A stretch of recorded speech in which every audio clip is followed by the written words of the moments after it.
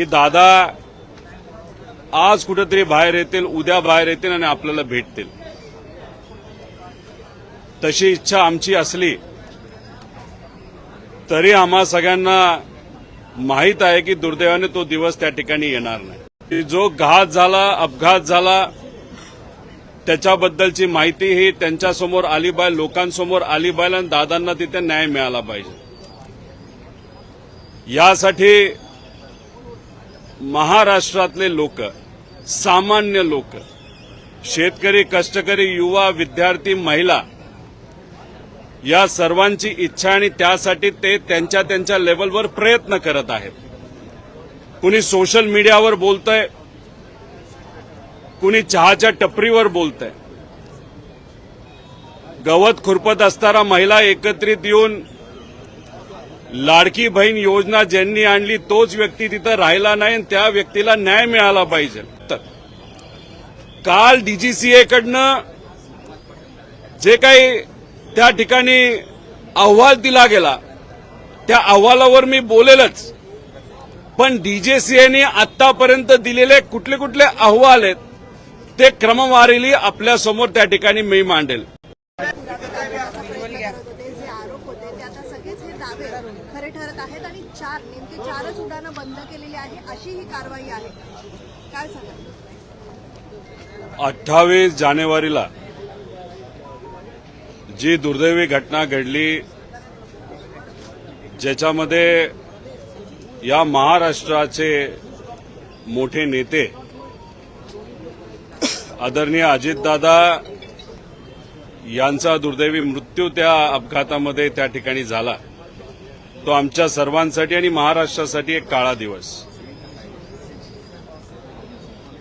त्या दिवसानंतर आतापर्यंत अनेक सामान्य लोकांना असं वाटतंय आणि ते सुद्धा प्रेमापोटी वाटतंय की दादा आज कुठेतरी बाहेर येतील, उद्या बाहेर येतील आणि आपल्याला भेटतील. तशी इच्छा आमची असली तरी आम्हा सगळ्यांना माहीत आहे की दुर्दैवाने तो दिवस त्या ठिकाणी येणार नाही. तमाम महाराष्ट्रातल्या जनतेची इच्छा आहे की जो घात झाला, अपघात झाला, त्याच्याबद्दलची माहिती ही त्यांच्यासमोर आली पाहिजे, लोकांसमोर आली पाहिजे आणि दादांना तिथे न्याय मिळाला पाहिजे. यासाठी महाराष्ट्रातले लोक, सामान्य लोक, शेतकरी, कष्टकरी, युवा, विद्यार्थी, महिला या सर्वांची इच्छा आणि त्यासाठी ते त्यांच्या त्यांच्या लेवलवर प्रयत्न करत आहेत.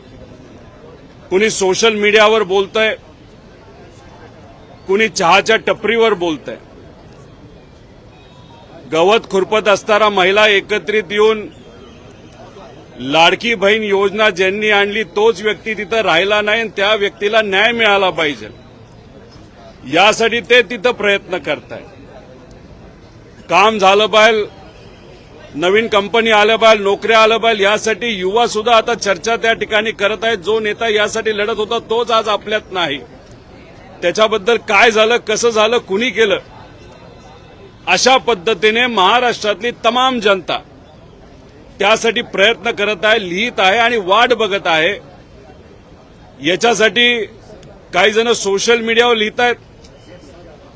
तुमच्यासारखे मीडियावाले, तुमचं सुद्धा त्या ठिकाणी एक नागरिक म्हणून मी आभार व्यक्त करतो.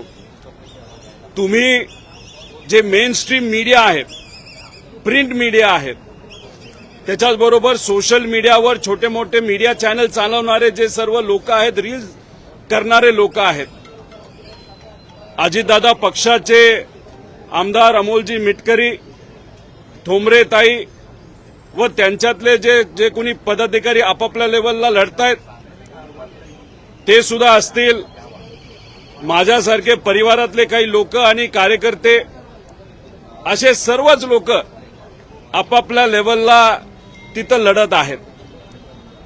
आणि हा लढा लढत असताना एक प्रेशर निर्माण झालं, एक ताकद एकत्रित आली आणि ती ताकद एकत्रित आल्यानंतर कुठंतरी आता असं जाणवायला लागलेलं आहे की ज्या दिशेने हे इन्व्हेस्टिगेशन, हा तपास जायला पाहिजे त्या दिशेने कुठं ना कुठेतरी हा तपास त्या ठिकाणी जात आहे.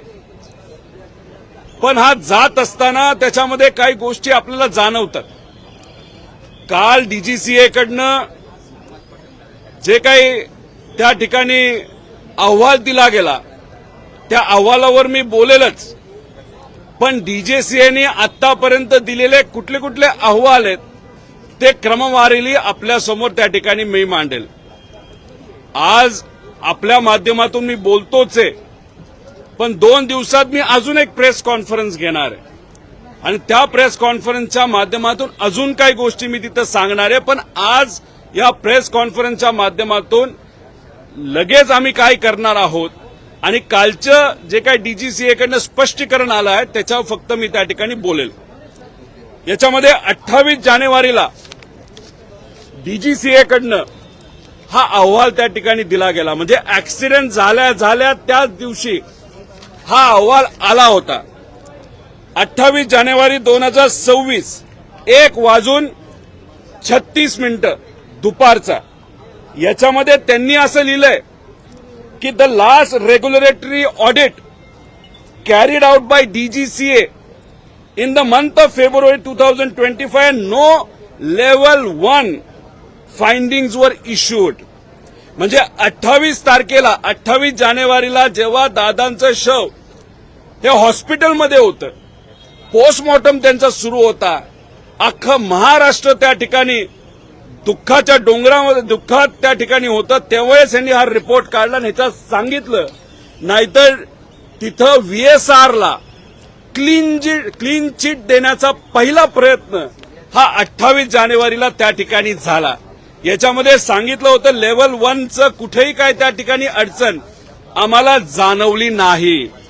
त्याच्याच बरोबर ज्या व्यक्तीचं आम्ही राजीनामा मागतोय ते म्हणजे या देशाचे एव्हिएशन मिनिस्टर. त्यांनीच 28 तारखेला एक स्टेटमेंट दिलं, no safety concerns with Learjet aircraft VSR ventures, असं एव्हिएशन मंत्र्यांनी त्या ठिकाणी सांगितलं. आणि डिटेलमध्ये वाचायला गेलो तर director general of civil aviation has thoroughly checked and all approvals were given. कुणाला? व्हीएसआरला. The organisation VSR ventures also seems to have undergone an assessment last year. हे त्या ठिकाणी सांगण्यात आलं. पायलट बद्दल पण ते तिथं बोलले. म्हणजे त्याचा अर्थ डीजीसीएली क्लीन चिट दिलीच, पण त्याच्याच बरोबर ज्या मंत्र्यांचा आम्ही राजीनामा मागतोय आणि मागतच राहणार जोपर्यंत मिळत नाही त्या व्यक्तीला सुद्धा व्हीएसआरला दुर्दैवाने त्याच दिवशी तिथं क्लीन चिट दिली. आता तुम्ही म्हणाल की काल जो काय अहवाल हा डीजीसीएचा आला काही प्रमाणात आपल्याला यश मिळालं, काही प्रमाणात यश मिळालं, पण ते नखा एवढं. ते काय हे मी तुम्हाला सर्वांना सांगतो. स्पेशल सेफ्टी ऑडिट व्हीएसआर व्हेंचर्सचं तिथं झालं आणि काल असा अहवाल सेफ्टी ऑडिटचा आणि व्हीएसआरवर आम्ही काय ऍक्शन घेतली हे कालच्या रिपोर्टमध्ये आपण सर्वांना त्या ठिकाणी सगळ्यांनी त्या ठिकाणी बघितलं. याच्यामध्ये काय लिहिलंय, the multidisciplinary audit team observe several non compliances. म्हणजे अनेक त्रुटी त्यांना जाणवल्या. त्या कशामध्ये? Approved procedure in the organisation in the area of airworthiness. म्हणजे विमान उडवायच्या आधी विमान हे उडण्याच्या लायक आहे का, त्याला एअरवर्दी सर्टिफिकेट असतं. त्याच्यामध्येच यांना बऱ्याचशा त्रुटी त्या ठिकाणी दिसल्या, एअर सेफ्टीमध्ये दिसल्या आणि फ्लाईट ऑपरेशन्समध्ये दिसल्या. म्हणजे आम्ही प्रेस कॉन्फरन्स घेऊन तुमच्या माध्यमातून, मीडियाच्या माध्यमातून लोकांपर्यंत, इन्व्हेस्टिगेशन एजन्सीज पर्यंत, डीजीसीए पर्यंत जो ज्या विषय घेऊन पोहोचण्याचा प्रयत्न करत होतो तेच विषय यांनी या रिपोर्टमध्ये घेऊन सांगितले. हो, व्हीएसआरच्या बाबतीत तिथं नॉन कम्प्लायन्स होता. अरे तुम्ही आता बोलताय नॉन कम्प्लायन्स होता, पण आमचा नेता गेला ना. या महाराष्ट्राचा एक मोठा नेता जो आज उपमुख्यमंत्री असला, पण लोकांच्या मनामध्ये तो आज मुख्यमंत्री होता आणि उद्या तो 100% मुख्यमंत्री बनू शकला असता, असा आमचा मराठी नेता आज दुर्दैवाने नाही. आणि या रिपोर्टमध्ये तुम्ही म्हणता हो VSR या कंपनीच्या प्रोसिजरमध्ये नॉन कम्प्लायन्सेस होते, पण तुम्ही हे बोलत असताना त्याच्यानंतर त्यांनी त्या ठिकाणी खाली जर बघितलं म्हणजे 28 तारखेला क्लीन चिट देण्याचा प्रयत्न केला, पण फक्त महाराष्ट्रातील तमाम जनतेने आणि मीडियाने त्या ठिकाणी हा मुद्दा लावून ठेवला, म्हणून यांनी हा रिपोर्ट तिथं काढला. पण या रिपोर्टमध्ये सुद्धा त्यांनी एक रस्ता ठेवलाय VSR व्हेंचरला वाचवण्याचा. तो कसा हे समजून घ्या. In the view of non compliances observe, म्हणजे त्रुटी ज्या आम्हाला दिसलेल्या आहेत, अँड कन्सिडरिंग द गॅप्स, म्हणजे त्याच्यामध्ये काही आपल्याला अडचणी त्या ठिकाणी जाणवत आहेत. In the maintenance procedures it is decided to initiate the corrective measures by immediately grounding. म्हणजे लेअर जेटची जी सर्व विमानं आहेत त्याच्यामध्ये 6 होते, त्याच्यातली आता ही 5 त्यांनी केले, त्यातले 7 होते, त्यातले 2 म्हणजे दुर्दैवी घटना घडलं म्हणजे अजितदादांचं 1, आणि 2023ला जे आधीच लेअर जेट पडलं होतं ते दुसरं. म्हणजे असे 5 राहिलेले त्यांनी थांबवलं. वा, मोठं काम केलं. हे करायला हरकत नाही, केलंच पाहिजे होतं, कारण याच्यामध्ये उद्या जाऊन एखादा VIP नाही तर कुठलाही नागरिक बसला असता, नाही तर तिथं असणारा पायलट याचा जीव धोक्यात 100% त्या ठिकाणी येण्याची शक्यता होती. आणि हे ग्राउंड केलं, त्यामुळे काही प्रमाणात हे चांगलंच झालं. पण फक्त एक बघा, त्याच्यानंतर त्यांनी एक लाईन वापरली, till continued airworthiness standards are restored. म्हणजे की अपघात झाला, घात झाला दादांचा, आपले अजितदादा माझे काका त्या ठिकाणी त्याच्यामध्ये दुर्दैवी मृत्युमुखी पडले, आणि मग आता हे DGCA सांगतंय की आता तुझे राहिलेले विमान तू ग्राउंड कर, त्याचं मेंटेनन्स कर, त्याचं डॉक्युमेंटेशन कर, काय काय लॅप्सेस असतील ते पूर्ण कर.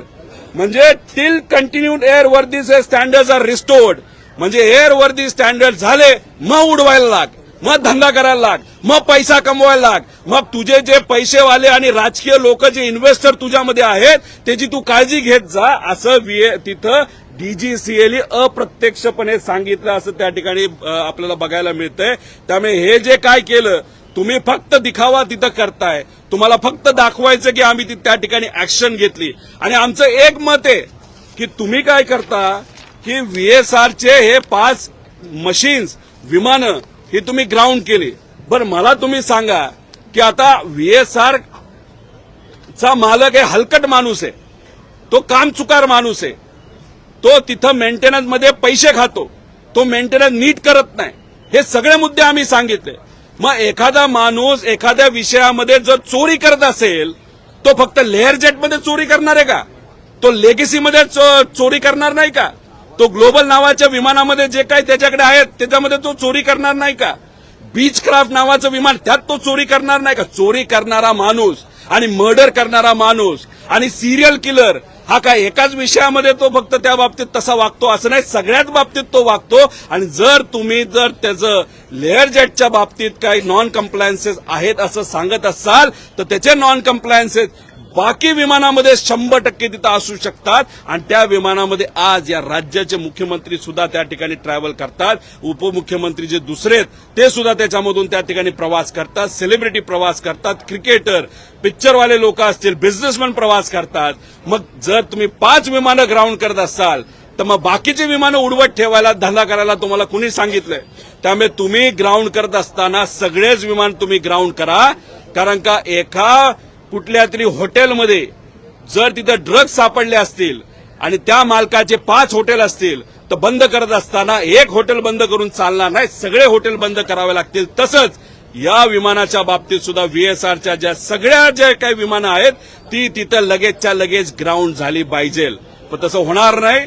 त्याचं कारण आणि त्याच्या सांगणीच आधी आम्ही मागणी करतोय, TDPचे जे खासदार आहेत, जे आज या देशाचे एव्हिएशन मिनिस्टर आहेत, त्यांच्या नेत्याची आणि VSRचे आर्थिक संबंध असल्यामुळे इथं कुठंतरी VSRला वाचवलं जातं हे आधी बोललो आणि आता सुद्धा त्या ठिकाणी आम्ही ठाम आहोत. त्यामुळे आम्हाला या देशातल्या सरकारला, तिथं पंतप्रधान साहेबांना, तिथं असणाऱ्या होम मिनिस्टर साहेबांना, त्याच्याचबरोबर लीडर ऑफ ऑपोजिशनला विनंती करायची की हे जे महाशय त्या ठिकाणी बसलेले आहेत, ज्या कुठल्या पक्षातले ते आहेत, त्यांना त्या पदावर राहण्याचा कुठलाही अधिकार नाही. अशाच पद्धतीने तुम्ही कुठेतरी VSRला वाचवतात असं आमचं मत आहे. आता एक तुम्ही गोष्ट लोकांनी सुद्धा समजून घेतली पाहिजे, नेत्यांनी सुद्धा समजून घेतली पाहिजे. व्हीएसआरची 5 विमानं तुम्ही ग्राउंड केली, पण मग एअर वर्दीनेस सर्टिफिकेट कोण देतं? मेंटेनन्स हा वेळेवर होतो हे कोण बघत असतं? एअर सेफ्टीची जबाबदारी कोणाची? हे डीजीसीएची जबाबदारी आहे. त्यामुळे जर व्हीएसआरला तुम्ही त्या ठिकाणी चूक केली असं सांगत असाल तर डीजीसीएली सुद्धा त्या ठिकाणी चूक केली असं आमच्या सगळ्यांचं मत आहे.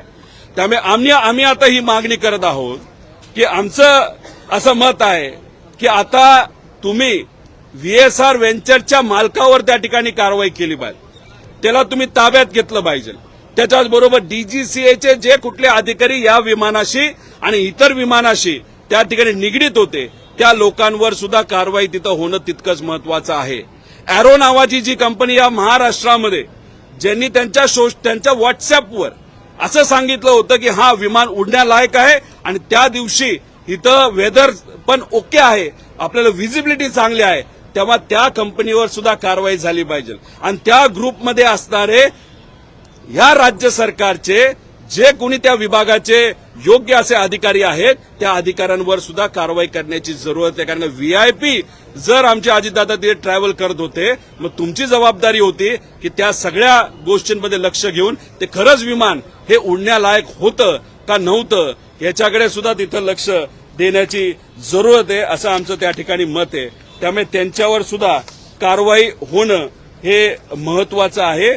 त्याच्याचबरोबर अॅरो झालं, व्हीएसआर झालं, डीजीसीए झालं आणि चौथं हे सरकारी अधिकारी झाले आणि 5वं या सगळ्या गोष्टींमध्ये आमचं असं मत आहे की याला एक क्रिमिनल अँगल आहे, ज्याला लोक म्हणतात घातपात. त्यामुळे एक अज्ञान व्यक्तीवर सुद्धा त्या ठिकाणी कारवाई आपल्याला करता येणार नाही, पण एफआयआर नक्कीच आपण तिथं करू शकतो. त्यामुळे सर्व प्रेसशी बोलल्यानंतर मी मरीन ड्राईव्ह पोलीस स्टेशनला त्या ठिकाणी जाणार आहे आणि मी डीजीसीएच्या विरोधात तिथं असणारे जे अधिकारी या विमानाच्या संलग्न असणारे नाहीतर या व्हीएसआर कंपनीवर काम करणारे त्या अधिकाऱ्यांवर एफआयआर झालं पाहिजे. त्याच्याचबरोबर व्हीएसआर कंपनीच्या मालकांवर एफआयआर झाला पाहिजे, अॅरो या कंपनीवर एफआयआर झाला पाहिजे. चौथं की जे अधिकारी त्या ग्रुपवर आहेत, ज्या अजितदादांच्या ग्रुपवर जिथं चर्चा होती कुठलं विमान घ्यायचं आणि कुठलं नाही घ्यायचं, तिथं जे कोणी अधिकारी या विषयाच्या निगडीत असतील त्यांच्यावर तिथं एफआयआर झाली पाहिजे. आणि एक अननेम्ड एफआयआर ही क्रिमिनल जे आपण त्याला कॉन्स्पिरसी म्हणतो याच्या मागे घातपात हा विषय आहे. त्यामुळे त्या व्यक्तीवर सुद्धा तिथं एफआयआर झाली पाहिजे. त्यामुळे या 5 लोकांवर आणि 5 प्रकारचे एफआयआर करण्यासाठी थोड्या वेळानंतर मी त्या ठिकाणी जाणार आहे. पण हे करत असताना याच्यामध्ये अनेक मुद्दे आणले आणि ते मुद्दे मी परत जाऊन त्या बाबतीत बोलीलच. बरेच काय माहिती माझ्यापर्यंत आलेली आहे. त्यामुळे मला डीजीसीएमध्ये असणाऱ्या लोकांना एवढंच सांगायचंय, त्याच्याचबरोबर तिथं असणारे जे कोणी मंत्री आहेत त्यांना तिथं सांगायचंय, केंद्र सरकारला सांगायचं, राज्य सरकारला सांगायचंय की दादांचा ऍक्सिडेंट हा ऍक्सिडेंट आहे का घातपात आहे याच्या खोलात आम्ही जाणारच. आम्हाला कुणी तिथं अडवू शकत नाही. अडवण्याचा प्रयत्न केला तर त्यांना त्या ठिकाणी सांगायचंय की आमच्याकडे बरीच त्या ठिकाणी माहिती आहे. त्यामुळे आम्हाला आमची इच्छा आहे की दादांना तिथं न्याय मिळाला पाहिजे.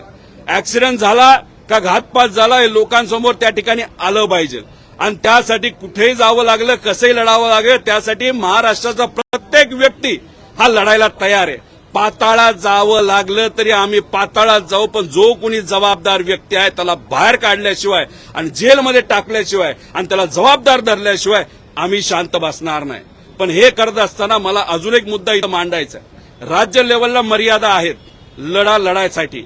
सीआयडी काय काम करते अजूनपर्यंत आम्हाला तिथं कळलं नाही. सीबीआयला हिरवा कंदील दिलाय, सीबीआयला सांगितल्यात आलेलं आहे, पण सीबीआयने अजूनपर्यंत एफआयआर हा फॉर्मली तिथं टाकलेला नाही. त्यामुळे त्या बाबतीत काय झालं हे आम्हाला तिथं कळालं नाही. त्यामुळे मी आमच्या पक्षातल्या खासदारांना या मीडियाच्या माध्यमातून आणि आम्ही सुद्धा त्यांना सांगू, सुप्रियाताई सुद्धा तिथं बोलणार आहेत, डॉक्टर अमोल कोल्हे आणि सुप्रियाताई या बाबतीतला पुढाकार येणाऱ्या लोकसभेच्या अधिवेशनात 100% त्या ठिकाणी घेतील. मी उद्धव ठाकरे साहेबांच्या खासदारांना, उद्धव ठाकरे साहेबांना आणि संजय राऊत साहेबांना सुद्धा मी विनंती करतो की येणाऱ्या अधिवेशनामध्ये दिल्लीमध्ये अजितदादांचा मुद्दा हा सगळ्यात आधी सगळ्यात महत्वाचा असल्यामुळे मराठी माणूस आणि मराठी नेता, महाराष्ट्राचा एक नेता जर घातपात नाही तर घातामध्ये त्या ठिकाणी गेला असेल तर तो मुद्दा पहिल्यांदाच पार्लमेंटमध्ये घेतला गेला पाहिजे, यासाठी मी विनंती करतो. जे काँग्रेसचे खासदार आहेत त्यांना मी विनंती करतो, राहुल गांधीजी जे लीडर ऑफ ऑपोजिशन आहेत त्यांना विनंती करतो की तुम्ही सुद्धा हा मुद्दा तिथं घ्यावा. बीजेपीचे खासदार बोलतील याच्यावर मला शंका आहे, कारण का जेव्हा केव्हा मी प्रेस कॉन्फरन्सेस घेतलेत, जेव्हा केव्हा मी हे मुद्दे मांडलेत, तेव्हा महाराष्ट्राचे भाजपचे नेते हे माझ्या विरोधात तिथं बोललेले आहेत. एक तर नेता इतका गलिच्छ लेवलला जाऊन बोलला, एका मृत्यू झालेल्या व्यक्तीच्या कपाळावरचं लोणी घालतो, म्हणजे त्याला लायकी तरी आहे का त्या मंत्र्याची? म्हणजे इतकं वाईट मला त्या ठिकाणी तिथं वाटलं. त्याच्याचबरोबर एक भोपळा फुटणार, अजून काय काय लोक बोलले. तुम्ही लोक बोलायचं बोला, तुमच्या या खालच्या लेवलच्या बोलण्यावर मला काही परिणाम होत नाही, आम्हाला परिणाम होत नाही. आम्ही आमच्या लेवलला त्या ठिकाणी लढणार. त्यामुळे भाजपच्या खासदारांकडनं आम्ही अपेक्षा धरत नाही.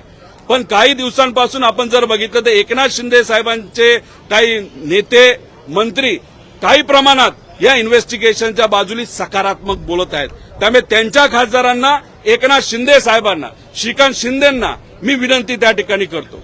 आणि दादांचे मित्र असल्यामुळे, दादांबरोबर अनेक वर्ष काम केल्यामुळे जे आपल्या राज्याचे मुख्यमंत्री आहेत देवेंद्र फडणवीस साहेब यांना सुद्धा विनंती करतो की यासाठी खास बाब म्हणून तुम्ही एक वेगळा प्रयत्न त्या ठिकाणी करावा आणि कुठेतरी या विषयामध्ये लक्ष घालून दादांना न्याय कसा मिळेल यासाठी आपल्या सर्वांनाच त्या ठिकाणी तिथं प्रयत्न करावे लागतील. त्याच्याचबरोबर तृणमूल काँग्रेस पार्टीला सुद्धा आम्ही विनंती करणार आहोत, कारण का त्यांनी सगळ्यात पहिल्यांदा हा मुद्दा तिथं घेतला.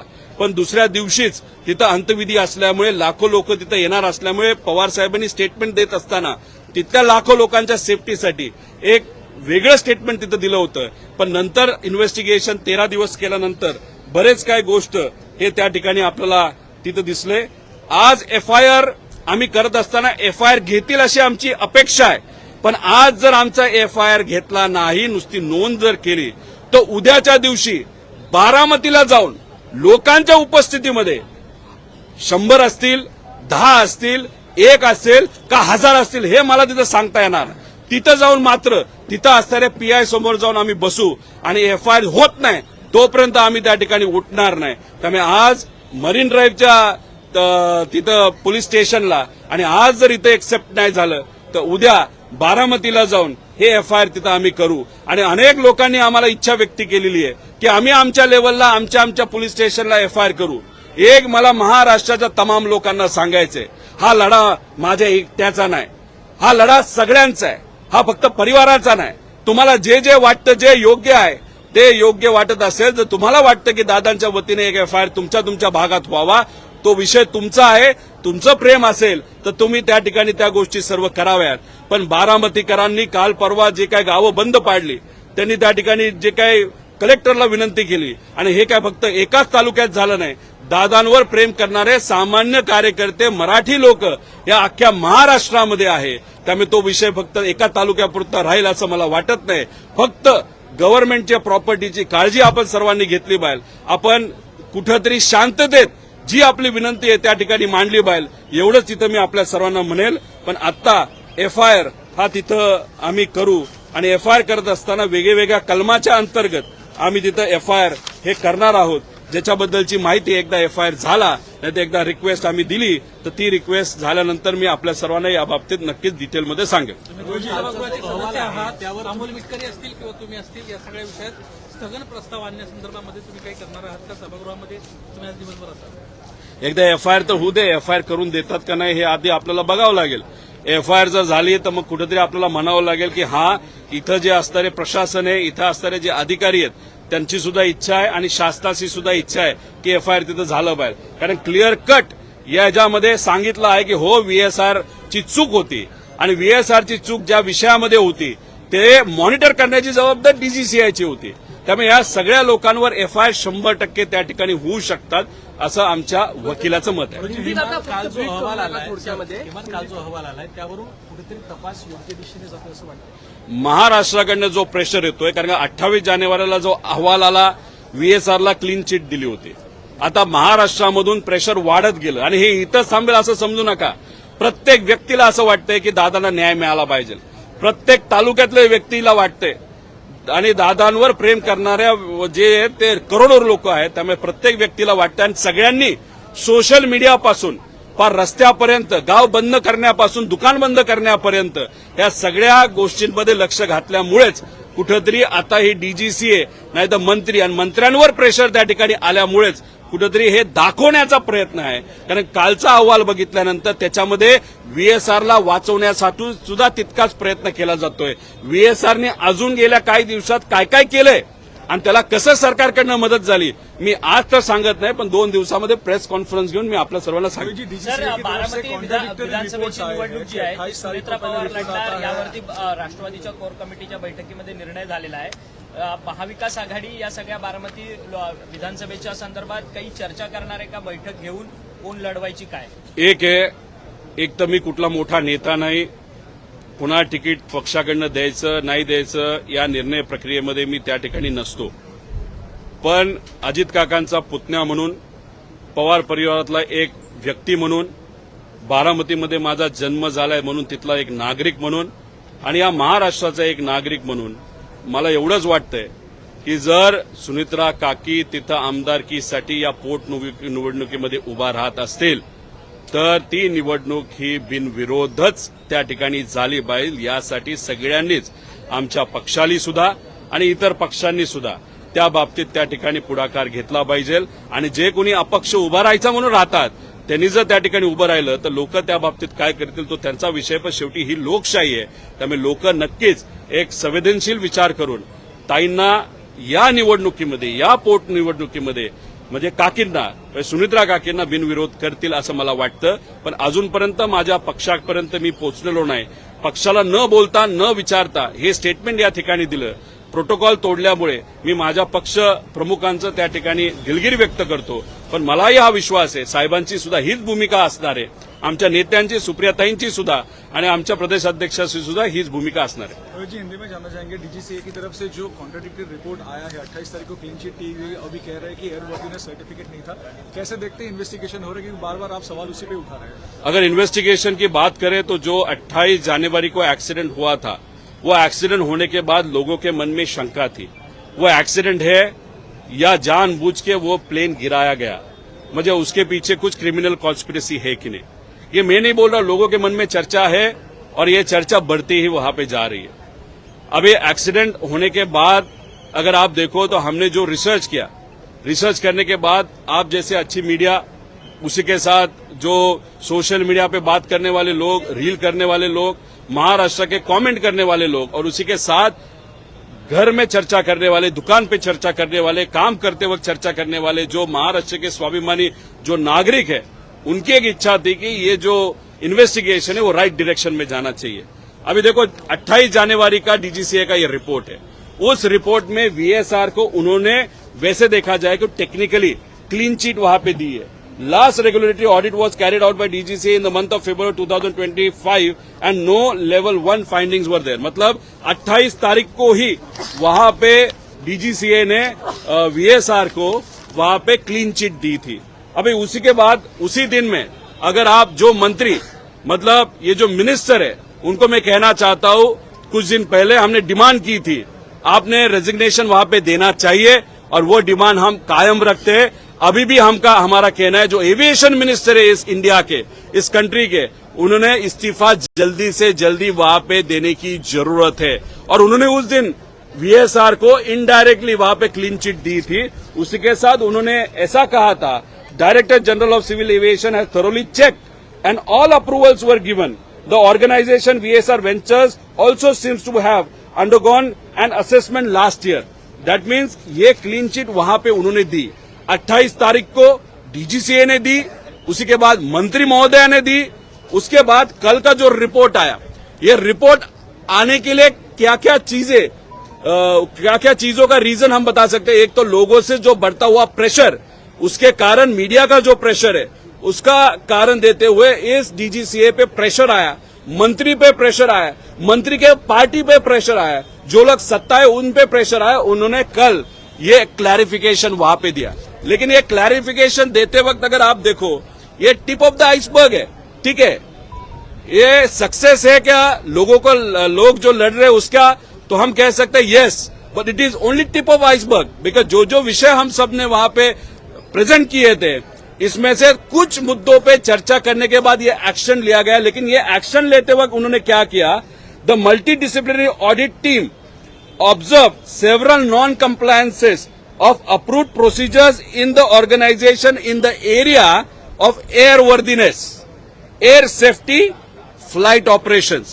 अभी देखो, कंपनी जिम्मेदार होती है, उसके साथ डीजीसीए भी जिम्मेदार होता है, क्योंकि प्लेन में बैठने वाला कोई भी व्यक्ति वो सिर्फ वो प्लेन ऑपरेटर पे डिपेंड नहीं होता। डीजीसीए ने जिस तरीके से उनके अधिकारी ने वो प्लेन मेंटेन किया गया है, नहीं गया है, कंपनी अच्छी है, बुरी है, टेक्निकली क्या चीज है, ये सब देखने के लिए लोगों की इच्छा होती है या लोगों का विश्वास होता है कि डीजीसीए ने भी इसमें ध्यान दिया था। अभी एयरवर्दीनेस कंपनी की जिम्मेदारी सिर्फ है क्या? नहीं, अकाउंटेबल मैनेजर भी जवाबदार है उस कंपनी का, तो अकाउंटेबल मैनेजर वीके सिंह है वीएसआर का। उसी के साथ और कौन जिम्मेदार है? डीजीसीए जिम्मेदार है एयरवर्दीनेस सर्टिफिकेट के लिए।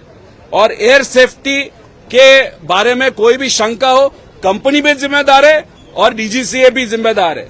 फ्लाइट ऑपरेशंस के बारे में डिस्पेंसेस के लिए कौन कौन जिम्मेदार है? वो कंपनी वीएसआर भी है, डीजीसीए भी है। अभी डीजीसीए ने ये देते वक्त और नीचे अगर आप गए तो उन्होंने कहा है, in the view of non compliances observed and considering the gaps in the maintenance procedure, it is decided to initiate the corrective measures by immediately grounding Learjet 4045 aircraft, 5 aircraft उन्होंने ग्राउंड किए।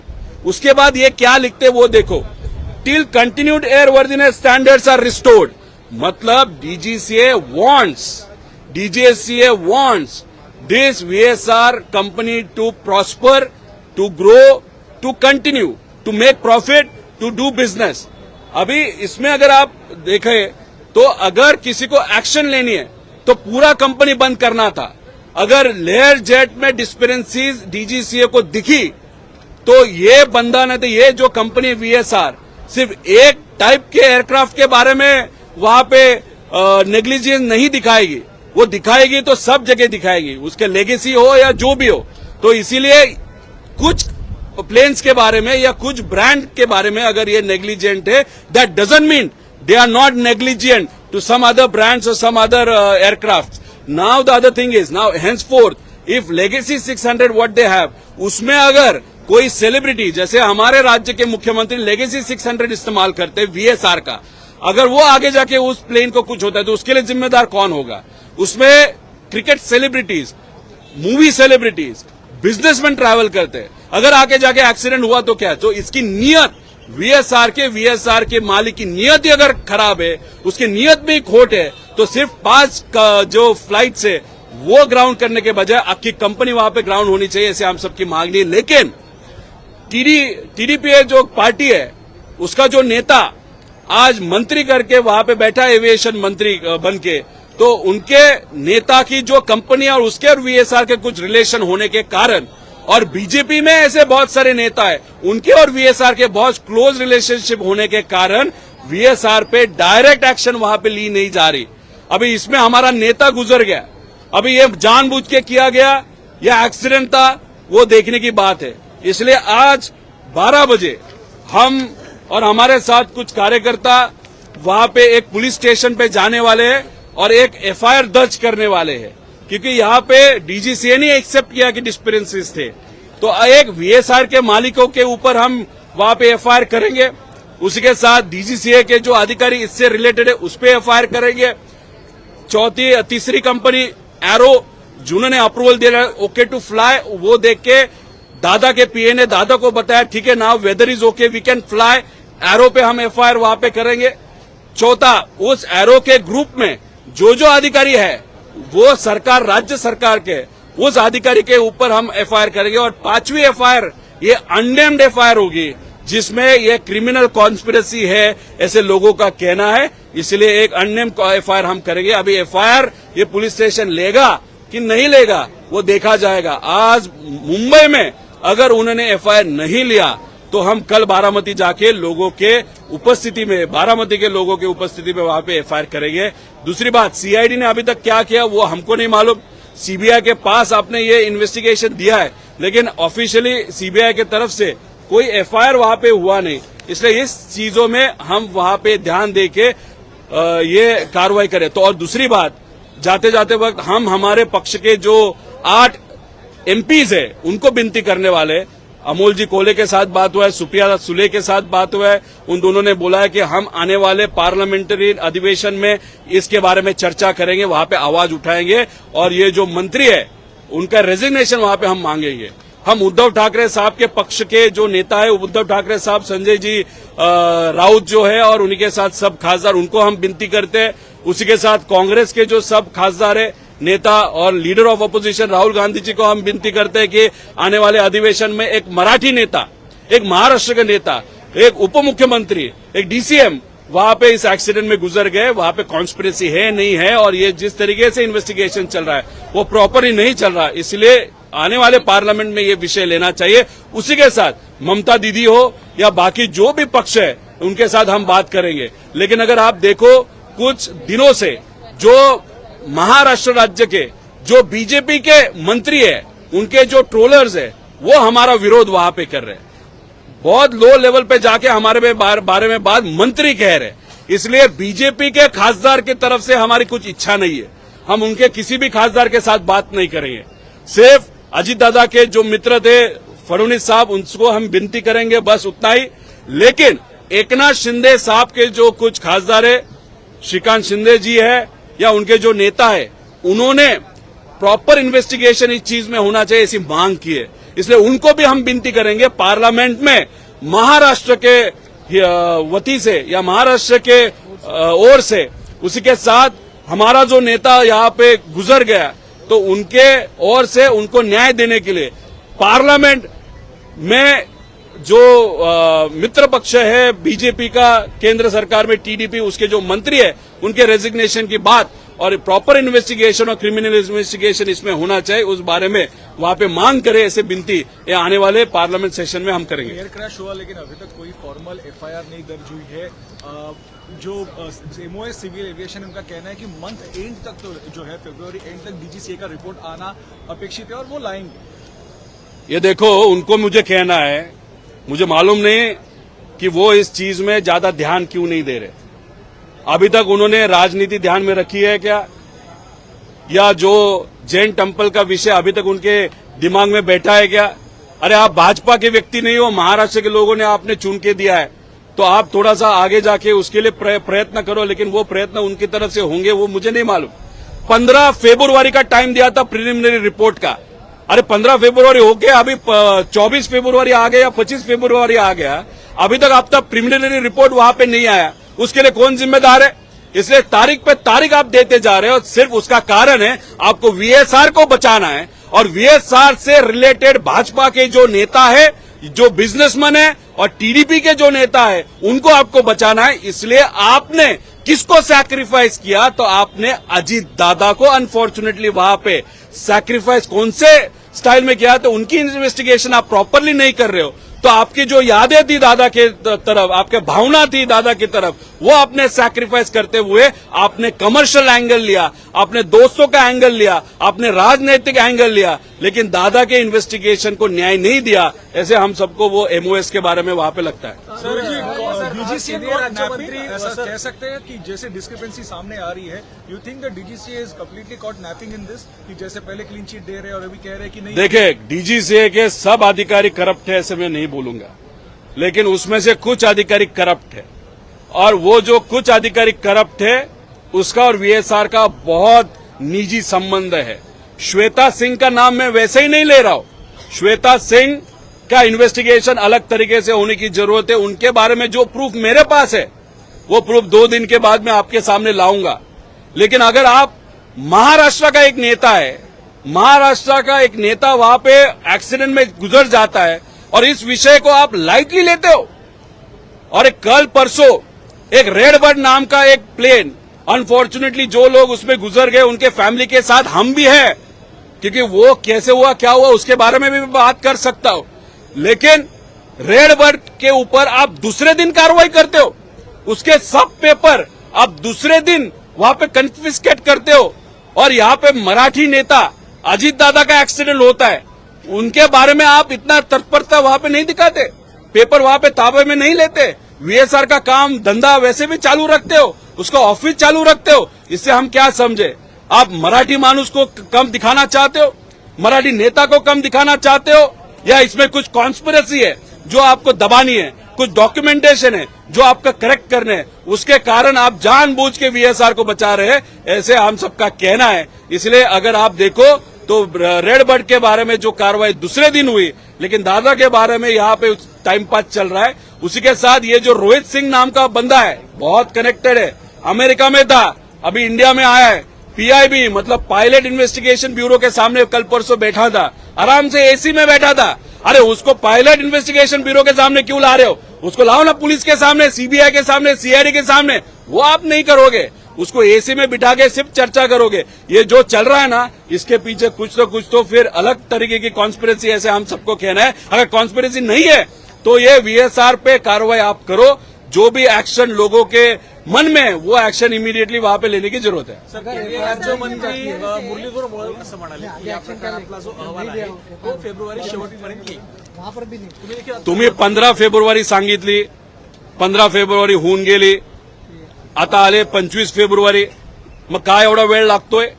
वीएसआर मध्ये काय अशा नेत्यांची विमानं सुद्धा आहेत ज्याची नावं तुम्हाला घेता येणार नाहीत का? ही जी विमानं आहेत, जी या काही ठराविक नेत्यांची, मित्रपक्षाची, काही मोठ्या बिझनेसमॅनची आहेत, ती विमानं हळूहळू तुम्हाला दुबईला आणि अमेरिकेला शिफ्ट करायची आहेत. आंध्राचं एक विमान जे भारतात होतं, आंध्रामध्ये होतं, ते गेल्या 15 दिवसामध्ये अमेरिकेच्या नावाली शिफ्ट झालंय. म्हणजे कुठं ना कुठं तरी तुम्ही वीएसआरला पाठिंबा देताय. आता कुठेतरी त्यांनी स्टेटमेंट दिलं, एमओएस जे कोणी मुरली भाऊ असतील, ह्याच्या आधी स्टेटमेंट द्यायला काय झालं होतं? याच्यासाठी तुम्ही प्रयत्न करायला काय झालं होतं? फक्त भाजपचा एक मंत्री आहात, तुम्हाला मंत्रीपद भाजपने दिलं म्हणून गप्प बसायचं का? जैन टेम्पलचा, जैन मंदिराचा जो विषय तो अजून सुद्धा तुमच्या डोक्यात बसलेला आहे, त्यात तुम्ही राजकारण करताय. त्यामुळे हे जे काय आहे ते चुकीचं आहे. 15 फेब्रुवारीपर्यंत रिपोर्ट येणार होता, तो आला नाही. 28 जानेवारीचा रिपोर्ट आला डीजीसीएचा, त्यात तुम्ही वीएसआरला क्लीन चिट दिली. आता हा रिपोर्ट आला, जो आला आता काल 24 तारखेला, त्याच्यामध्ये सुद्धा तुम्ही म्हणाले की नाही त्याच्यामध्ये चुकी होत्या. मग 28चा चुकीचा होता का मग आता कालचा चुकीचा, हे तुम्ही त्या ठिकाणी सांगा. त्याच्याबरोबर रेड बर्ड नावाची एक कंपनी आहे, झारखंडमध्ये एक विमान त्यांचं छपरी नावाच्या जागेवर त्या ठिकाणी पडलं. दुर्दैवाने त्याच्यामध्ये 6 जणांचा मृत्यू झाला. दुर्दैवी गोष्ट. त्यांच्या परिवाराबरोबर आम्ही आहोत, आदरांजली आहे. आता त्या रेड बर्डवर दुसऱ्या दिवशी तुम्ही कारवाई करता आणि दादांच्या बाबतीत तुम्ही हातावर हात ठेवून, पायावर पाय ठेवून निवांत त्या ठिकाणी बसता. मग तुम्हाला हे दाखवायचं की महाराष्ट्राची किंमत नाही, महाराष्ट्राच्या नेत्याची किंमत नाही, अजितदादांची किंमत नाही, हे कुठेतरी दाखवण्याचा प्रयत्न अप्रत्यक्ष प्रत्यक्षपणे हे कुठेतरी दिल्लीवरनं या मंत्रालयाच्या माध्यमातून, एव्हिएशन मंत्रालयाच्या माध्यमातून होते असं आपल्याला म्हणावं लागेल. असंच आपल्याला म्हणावं लागेल की या मोठ्या नेत्याचा जो तपास व्हायला पाहिजे, मराठी माणसाचा तपास व्हायला पाहिजे, याच्यात फक्त डीजीसीएला वाचवण्यासाठी, वीएसआरला वाचवण्यासाठी, वीएसआर मध्ये ज्या ज्या नेत्यांची विमानं आहेत ते वाचवण्यासाठी, पैसा वाचवण्यासाठी आणि व्यावहारिक संबंध ज्या ज्या लोकांना त्यांचा पैसा वाचवण्यासाठी मुद्दामून डिले केला जातो आणि डिले होतोय, उशीर होतोय. अजून ब्लॅक बॉक्सचा रिपोर्ट तिथं आलेला नाही. याच्यावरनं कुठंतरी जो काही घात का अपघात या प्रश्नावर लोक समजा आता अपघाताकडे असतील, पण आता हे डिले होत असल्यामुळे घाताकडे मेजॉरिटी लोक महाराष्ट्राची त्या ठिकाणी वळताना आपण सगळे बघू शकतो. एक वेगळा प्रश्न सर, वीएसआरला पाठिंबा देण्याच्या मागचा हेतू असा आहे का की ज्या कारणाने तो वीएसआरचे जे लोक आहेत त्या काही लोकांच्या नेत्यांची नावं समोर येऊ शकतात, या भीतीने वीएसआरला पाठिंबा देण्यात. आमचं एकच मत आहे, जे काय योग्य पद्धतीने करा. आम्ही सुद्धा वीएसआर मध्ये काय चालतं, कसं चालतं याची अधिकची माहिती देऊ शकतो. त्यामुळे उगाच वेळ लावून कशाला तुम्ही तुमच्या अडचणी वाढवतात, कोण कुठला धंदा करतो, कसे पैसे कमवतो, याचं काही घेणं देणं आम्हाला नाही. आमचं फक्त एवढंच म्हणणं आहे, तुमचा पैसा तुम्हाला लकलाभ, तुमचे धंदे तिकडे लकलाभ. पण आता वीएसआरच्या बाबतीत आम्ही भावनिक दृष्टिकोनातून त्या ठिकाणी इन्व्हॉल्व्ह झालेलो आहे. अख्खा महाराष्ट्र आता याच्यामध्ये सहभाग घेत आहे. या वीएसआरला बंदच पाडावं लागेल. घटना कशी घडली, त्याच्या मागे क्रिमिनल अँगल आहे का, आणि हे टेक्निकल अँगल आहे, आता हे सिद्ध झालंय. त्यामुळे वीएसआरला तुम्ही बंद करा. आम्हाला कोणाच्या धंद्यात जायचं नाही, कोणाच्या आर्थिक व्यवहारात जायचं नाही. फक्त आमचं मत आहे, वीएसआरवर ऍक्शन करून त्याला कुलूप लावा आणि मालकाला जेलला टाका, आणि जे डीजीसीएचे अधिकारी जे याला जबाबदार आहेत त्यांच्यावर सुद्धा कारवाई ही झालीच पाहिजे. एक वेगळा राजकीय प्रश्न आहे.